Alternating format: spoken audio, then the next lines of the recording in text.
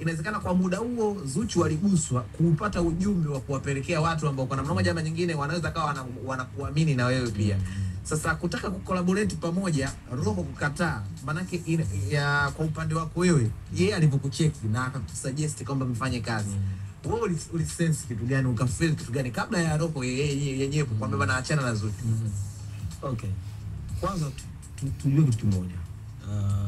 Mimi ni mtu ambaye naheshimu kazi za watu. Naheshimu kile kitu ambacho anafanya. Naheshimu anachofanya Zuchu kwa nafasi yake na kwa uwezo wake Mungu amempa. Hicho ni kipawa Mungu anatoa kwa wanadamu. Kwa kipawa chake anaishi, kwa kipawa chake anafanya vitu hivyo. Na hiyo kwa kipawa kinizuia mimi kushirikiana naye kama kipawa. Sawa? Lakini ikifika kwenye issue ya kuambiwa kwamba no, usifanye, ni issue nyingine. Nadhani kwambie kitu. Ushakuomba ushauri mpaka kwa unaomba kwa mtu wako mkubwa ambaye amekuzidi kwenye mambo ya kiroho. Naambia okay, kuna issue kama hii imetokea na mtu kama huyu anaomba nifanye naye kitu kama hiki hapa. Lakini ndani mwanadamu na yeye ni mwanadamu. Lazima ujue kwamba leo mimi kuna kitu nikikukatalia uweze kujisikia vizuri. Lakini sasa nafanyaje ili kuweka vitu sawa? Alikuwa mchungaji huyo. Mimi lazima nipigie wachungaji wangu. Mchungaji akakwambiaje?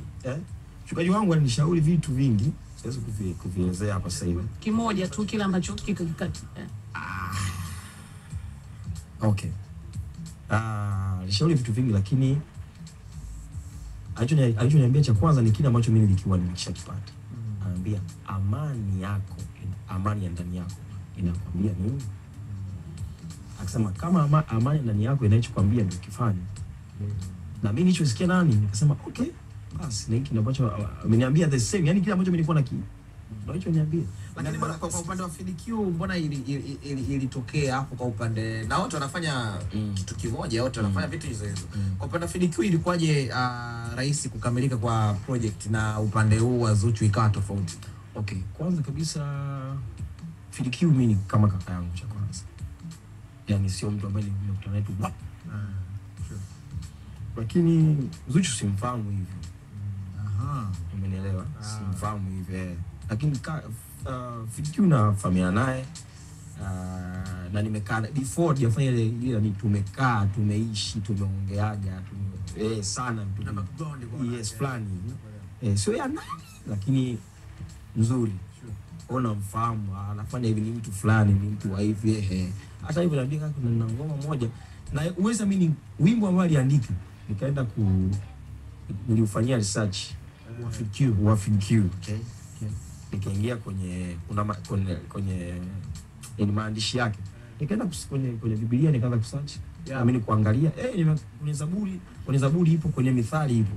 Na kwenye kitabu cha mfano cha Ayubu ipo. Ameandika vitu kutokea kwenye Bible. Na amevielezea vizuri. Kwa hiyo nikamwambia haina shida, tutafanya. Na samani wimbo ambao ulikuwa ufanye na Zuchu ni ushatoka? Yaani mpaka sasa Zuchu amesha-release huo wimbo. Na ndio unasikia. Nafikiri ushatoka. Unaitwaje? Napambana.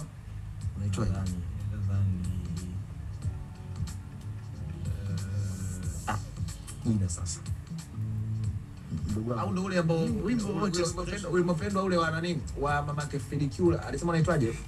Wa Zuchu. Sikumbuki vizuri. Kuna wimbo wa Zuchu ambao wanamtaja sana Mungu. Naringa. Ndio ilibidi mfanye naye. Hapo mbele pesa lako lingekuwa noma. Mbona tungetoka na mapepo? Mama sikiliza. Hapo mama ndio wale mnachotoa makini uwe.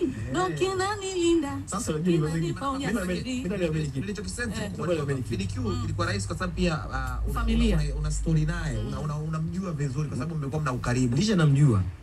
Nataka nikueleze tuongee kuhusiana na uandishi. Sure. Uandishi wa FDQ haujalenga, hauna pande mbili. Umemzungumzia Mungu na uwezo wake na ukuu wake. Basi. Okay. Sikiza ule wimbo tena. Afu Zuchu Mungu yupo, sijakataa. Lakini sijajua nia, yani sijajua nia na maneno pia ya kwa mfano okay. unachotuma kiniue. Ndio. So sio nielewa, yani sasa mimi kwa sababu sijui nia, kwa nini wimbo unaandikwa kwa sababu gani? Na nia yake ni nini? Mistari ya kama ulipata nafasi ya kwenda kufanya utafiti wako kupitia mistari ya ngoma ya Fikio. Ya Zuchu pia ulipata nafasi hiyo? Asa ile haipo kwenye haipo biblically haipo. Uwezi kukuta. Angalia hamna uwezi kukuta. Okay. Haya kuingia mambo ya dini hapo kwa sababu najua Zuchu Muislamu na wewe Ukristo. Fili ni Muislamu pia. Okay. Ngoja nikwambie kitu. Au ilibidi Zuchu angejiswitch atukie upande wako sana huko ndio kidogo ungemuelewa. Unajua nikizungumzia kuna injili ama wimbo wa injili.